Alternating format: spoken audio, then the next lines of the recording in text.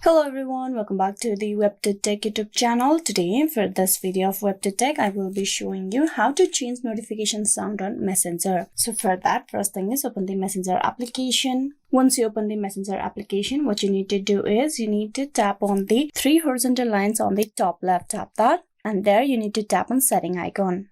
Once you're at the setting, you need to go and tap on notification and sound inside preference. Tap that. Now here you will have the option of notification and sound where you will be able to change the notification sound. For that, tap on that ringtone option. With this, you will be able to change the notification sound that you get when someone texts you or call you. You tap that. There are a lot of options available from which you can choose. Just tap that and then go back. This way you will be changing a notification sound to the Messenger. So this is a way how you can change Facebook Messenger notification sound. Hope this video was useful. Please like and subscribe the WebToTech YouTube channel. Thank you for watching till the very end.